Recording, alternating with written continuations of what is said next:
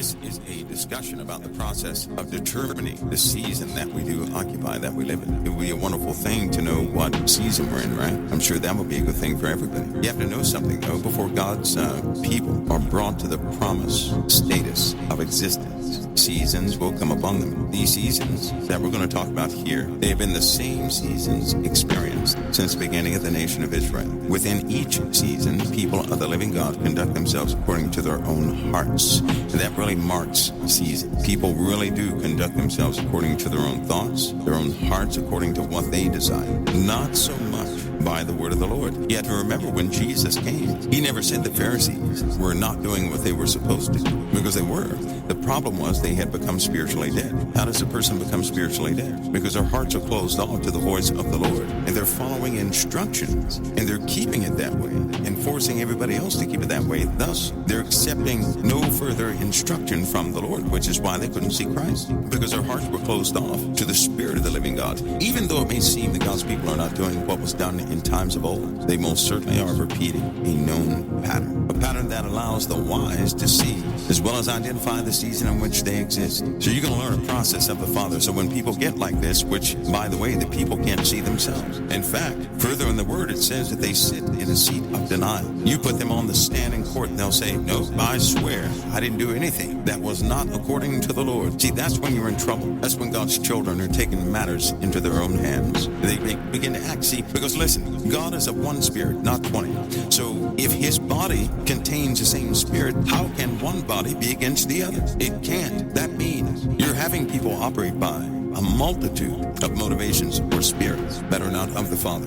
So we're going to investigate Ezekiel chapter 2. And he said unto me, Son of man, stand upon thy feet, and I will speak unto thee. And the Spirit entered into me when he spake unto me. And they set me upon my feet, and I heard him that spake unto me. And he said unto me, Son of man, I send thee to the children of Israel, a rebellious nation that hath rebelled against me. They and their fathers have transgressed against me, even unto this very day. For they are impudent children and stiff-hearted. And I do send thee unto them, and thou shalt say unto them, Thus saith the Lord God. So far, God is calling the prophet. Now, take note of this, because one of the first steps in the process of identification of the season, indeed the freedom of God's people, that full deliverance of God's people, one of the first steps is a declaration of truth. And before that declaration of truth comes forward, vessels are selected that will give that truth. So God does what? He calls his prophets. And what is a prophet? A prophet is a person who speaks what the Lord has spoken. They don't speak a new thing. They speak what the Lord has spoken. They don't speak on their own. They speak what the Lord has spoken. They speak in truth. They speak what the Lord has spoken. So this first step in this process, prior to God delivering all of his children, is he will send a prophet to his own children. Now he's saying that Israel is a rebellious house. They're not listening to him, much like when Jesus came to earth. The Pharisees didn't listen to Christ.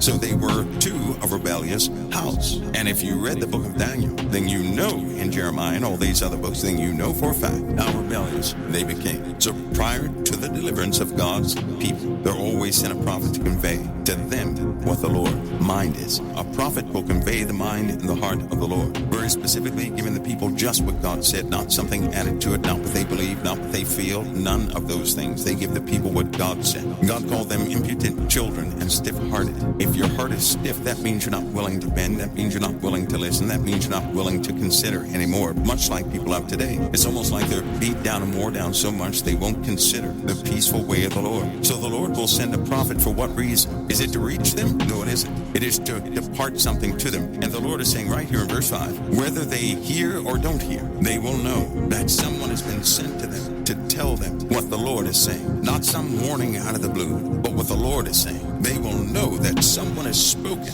and was sent from the Lord, that a prophet has been among them. Let's continue. Verse 6, And thou, son of man, be not afraid of them, neither be afraid of their words, though briars and thorns be with thee. And thou dost dwell among scorpions. Be not afraid of their words, nor be dismayed at their looks, though they be a rebellious house. In verse 6, the Lord is letting Ezekiel know what conditions are ahead of him. They're not good. He said, though briars and thorns be with thee. What are briars and thorns? These are individuals, ladies and gentlemen. These are people and conditions that a prophet is sent in. A prophet is never sent in a time of great peace where people listen and accept the word of the Lord. A prophet is sent as a last resort. Normally when people are spiritually cut off, when they can't hear from the Spirit anymore, and they're so stiff stiff-necked and hard-headed, because they have cut themselves off from the Spirit, the Lord will send somebody to them who carries a word of Spirit to them. Because there's no need to send a prophet if the Spirit can be heard. But they can't hear the Spirit anymore. They have become a rebellious house. The Spirit does not work in children of rebellion. So a prophet is sent. The Lord is also informing Ezekiel, you're going to be sent in conditions that are totally against you. It's going to be hard. It's not going to be favorable to you. See, because he said briars and thorns are going to be with thee. It's telling Ezekiel, listen, you're going to have a rough time doing this. Things are going to be rough. Things are not going to be favorable to you. Things are not going to work out for you. You're going to have people beside you that are just terrible. He said, be not afraid. Yes, you're going in harsh conditions. Be not afraid of the words. They will have threats against you. Don't be afraid of them. He said, the briars and thorns will be with thee, and thou dost dwell among scorpions. Do you guys know what scorpions are? God is still describing people and conditions. But in this case, scorpions are those things that can truly stop you in your tracks. A scorpion is something that can kill you. This was understood back then. So there are going to be things around you that can kill you. When the Lord sends a prophet, prophets don't go out in some angry spirit. God has already informed that person is going to carry his word, that things will be around you that can kill you all the time. Don't be afraid of them. You know, the New Testament, Jesus said to his disciples, he's given them power to tread upon scorpions and serpents, both of which carry venom. Venom gets within you, and it destroys you from the inside out. Venom can also come from the words of people. He emphasized, God kept emphasizing to Ezekiel, be not afraid of their words. He said, and thou son of man, be not afraid of them, neither afraid of their words. This is verse 6. Though briars and thorns be with thee, and thou dost dwell among scorpions, be not afraid of their words therein. So we see what a scorpion is. We see what the most devastating portion of going to somebody with a word of the Lord is. People can say things to you that will enter into your mind and in your heart. If you believe it for 1 second, it's like venom. It will stay with you for years. You can get news in the mailbox that can ruin your whole year. Isn't that something? Words, a communication can bring people to their knees. Have you ever had one of those? Get that devastating letter in the mail. Get that devastating text message. Get that devastating phone call. And based upon what you heard, your countenance is down, your stomach dropped. It seems like your life is over and everything else. That's venom. Now you understand what the venom is. Now Jesus has given us power to tread upon scorpions and serpents. That venom with Christ will not affect you. He's giving you power to tread upon them. You can still walk despite the venom that comes against you. See, that's the real power of Yahshua in you. The Lord is saying, be not afraid of the words, nor be dismayed at their looks, though they be a rebellious house. So listen, these conditions that the Lord is sending Ezekiel in aren't bad. You know what makes me smile about this passage? Some of us were born into conditions just like this. We were born in conditions that are full of briars and thorns. From our youth, things have been poking and pricking and sticking us.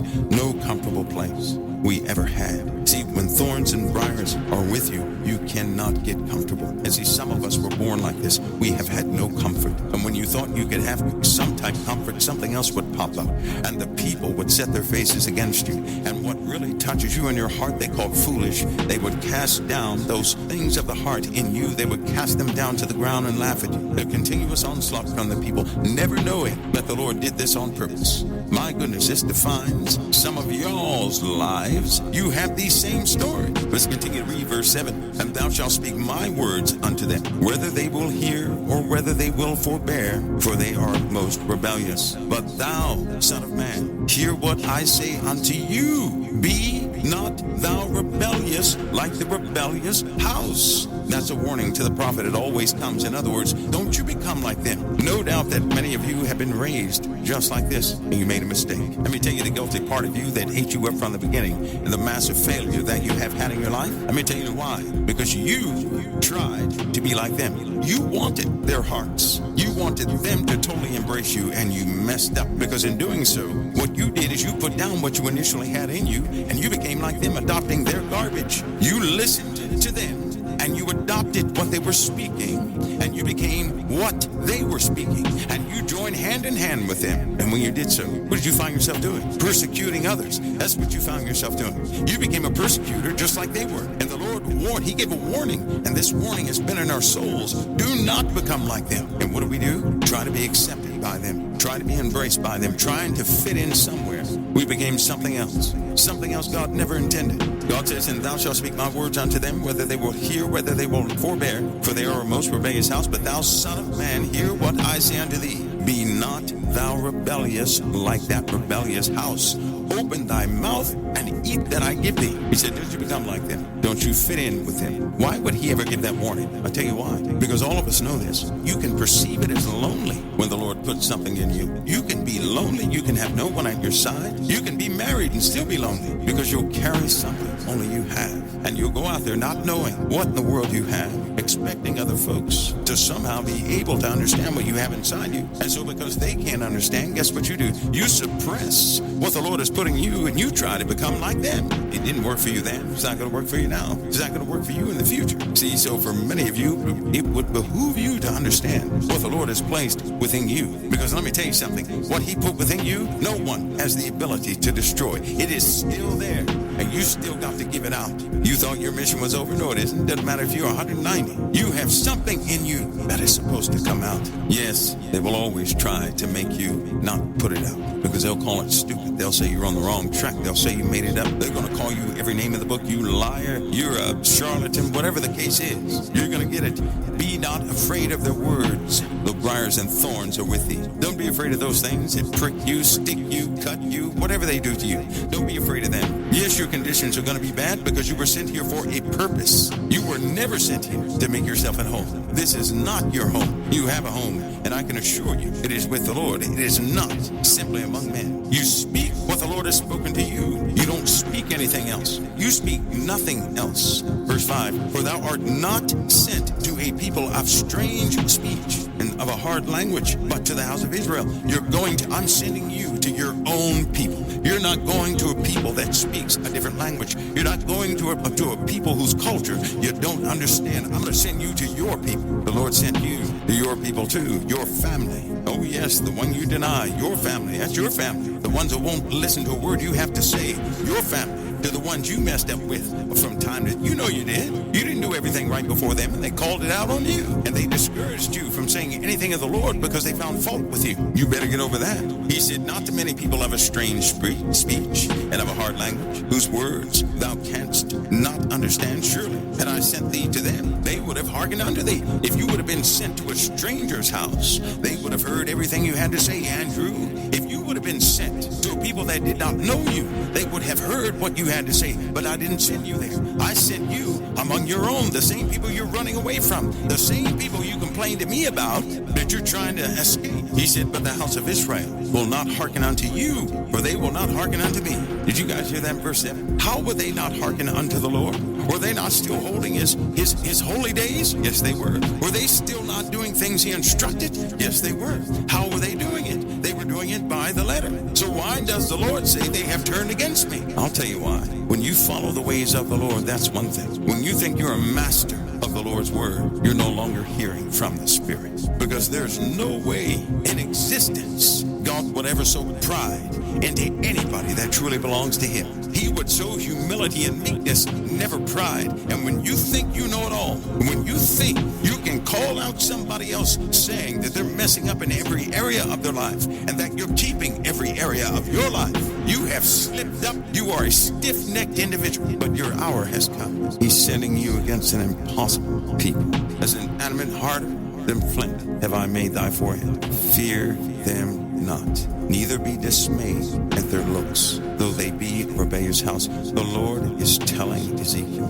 these people are not going to hear a word you have to say. They're going to intimidate you. They're going to bring their best against you. But I have equipped you to stand there. Don't be afraid. Now see, if you don't know any of this, you're not going to know what to do, given your current situation. If you don't know any of this, you have no meaning behind some things that have transpired in your life. And that can cause you to whimper and whine, and worst of all, complain. Without understanding of the Lord's word, you can destroy yourself. Because if you start complaining, the Lord is against the complaints. He doesn't like it. He despises it. It doesn't matter if you speak it. If it's in your heart, he despises it. That means you would have something he despises sitting right within you. Oh, let this be a new day in Christ. You see how important Jesus is? We've blown it already. That makes Yeshua the most important thing in this day and hour, doesn't it? Because only through him can you be forgiven of such. Moreover, he said unto me, this is verse 10, Son of man, all my words that I shall speak unto thee receive in thine heart, and hear with thine ears. And when you receive something in your heart, you know what you find yourself doing? Talking about it. You will speak about those things that are in your heart. The Lord is saying, receive it. That means don't just keep it as a thought, but actually have it in your heart. When the Lord begins to speak to you and gives you an assignment, you actually learn the condition of his beloved, which is, by the way, not a good condition. You also begin to reflect upon yourself, and you know you have blown it. You also know you're filthy. You also know you're unqualified. So you have all these heavy weights on you, and the Lord is calling you to do something. So the Spirit lifted me up and took me away, and I went in bitterness, in the heat of my spirit. But the hand of the Lord was strong upon me, that I came to them of the captivity at Tel Aviv, that dwelt there by the river Jabar.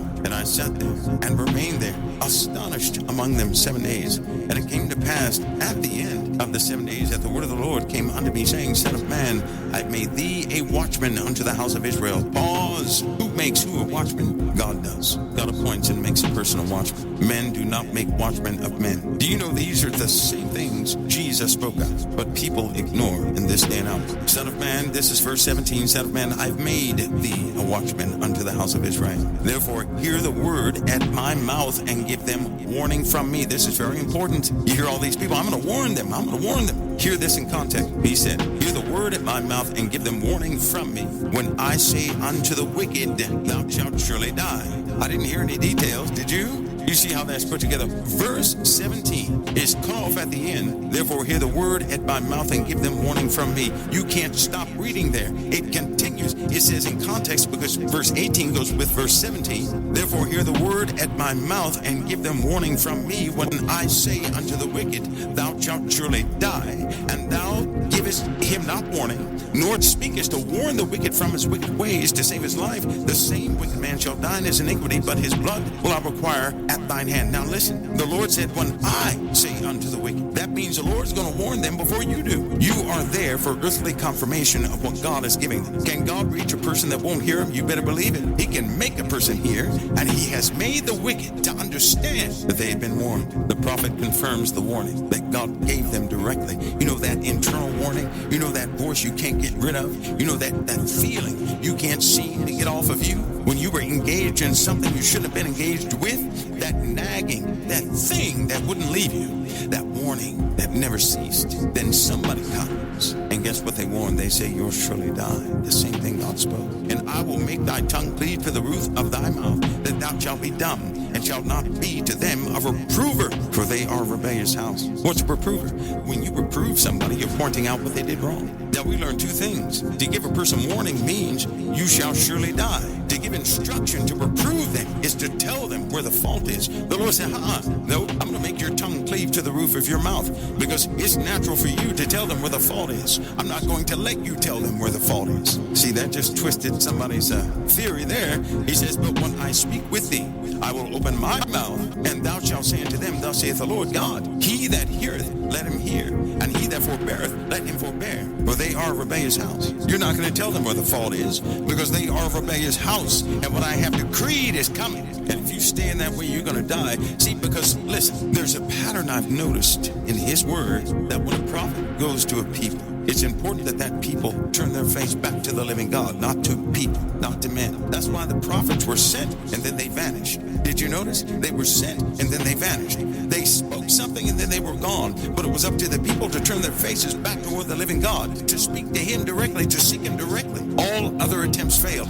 Well, can you go speak to the Lord for us? No, I cannot. Well, can you do this for us? No, I cannot. You do it yourself. You do it with him directly. You go seek him. If my people who are called by my name, didn't he say for them to humble themselves? Didn't he say for them to seek his face? Not seek the prophet who knows you, but to seek his face directly. If they did those things, he would hear them. So when a nation turns against God, what do they start listening to? They're not listening to the Father. They're listening to that man who's lifted up in front of everybody. If you expect to carry the word of the Lord, you're going to have messengers of Satan to buffet you. Don't sit up there and complain about them. Well, this person's talking bad about me. Well, they're supposed to, and the Lord will not remove them. That's why they haven't gone anywhere. So that those who will seek Yeshua will hear the truth of you. And those who don't seek Yeshua, those who don't love the truth, they got a pit waiting for them. Folks, this is that declaration declaration of truth that comes forward that marks a season of absolute deliverance. Before God moves in a big way, he does this all the time. He will point out things you never thought would be pointed out, and he'll do it in a way that is just, you can only say that is God. Because a person's not going to get credit, but people are going to certainly turn their faces back to the living God and say, oops, oops, oops, because they'll confirm that warning that's already within you. Listen, a person who comes to you and say, well, you're doing this wrong, this wrong, this wrong, you now know that God said, no, that's forbidden. I don't work like that. He didn't make you a reprover. That's what the Spirit is for. He'll make known to everybody where the mistake is, and he will send that vessel to confirm it. And he does this because a decree has already gone forth. The decree is already out there. That means the season is coming whether people are ready for it or not. And when the confirmation comes, my mind, to discern the season of deliverance is to understand these portions of Ezekiel, the portions of Jeremiah, also the portions of Daniel. They all say the same thing. It's all the same pattern. God changes not, he said. He is the same yesterday, today, and forevermore. We can know his ways. His standards are in the earth. In fact, the word says, you can know him. Consider the works of his hands. When these things, they begin to happen, you know the season. Listen, wouldn't it be so easy to tell a person where they're messing up? Sure, but that will cause the people to go to the person. Do you understand? If I were to talk to everybody and what the Lord has had me know of you guys, if I were to talk to all you guys and sit down and talk to you one-on-one and tell you exactly where you're messing up, why would you even seek the Lord? You just come to me. If I tell you some hidden secret and I talk to you one-on-one and I say, well, listen, when you did so-and-so, that's what caused this whole chain of events. You wouldn't go to the Lord. You'd come back to me. The Lord doesn't want you coming back to me. He wants you to turn your face to him. Turn your face back to the living God, who is yours. Your help coming from the hills, doesn't it? He didn't say it came from the person that lives in the cave of the hill. That's not what he said. Look at this time we live in now. People are being quarantined. They can't get to church. They're terrified because they can't hear from their pastors. Something is wrong with that. No one should be terrified because they can't hear from their pastors. Not one soul. In fact, they should stand there and say, thank you, Lord, for the times we were able to celebrate together. But I know you are my Savior. I'm in your hands. See, I know a time is coming when all of you who are afraid, you don't want to talk to your families because they won't listen and this, that, and the other. You won't have any more excuses, but you're going to say what the Spirit is saying within you directly to them. Because what the Lord has you to say to them, he already put within you. It's already in your bones. You know there's something within you that is connected with them. You can deny it all day, but you burn with it. You don't know how to bring it out because you can't bring it out, but the Lord will. And there's coming a day when you will have no more pride in this world. There'll be nothing to hinder you. Do you know what the Lord's been doing over all this time? We just read the process of what he's been doing to you. See, when you began, you were soft. You're not soft anymore. He hardened your foreheads. He sent you through scenario after scenario of embarrassment, of being belittled, of being pushed out and pulled down. He sent you through every possible scenario, and it has hardened you. Don't you know you're being conditioned to go and tell somebody a word, but your head is going to be just as hard as theirs. You won't be affected like you used to be. See, you used to be intimidated. You were scared. You would say, I can't do that. I'm telling you now, there's coming a day when you'll be hardened to do exactly what the Lord called you to do. My personal belief is this. See, there's some of us, many of us who were born in this generation with the word in us, and it's been burning since day one. We don't know what to do with it. We didn't know what to do with it, but we keep burning with it. We can't shut up. We can't sit down. We forever press on. It doesn't matter how many times we will tell somebody, oh, I want to give up. We keep going anyway. There's something internally in us that does not belong to us, but it's driving us. And whatever it is strong, you know what that is. That's departed from the Lord.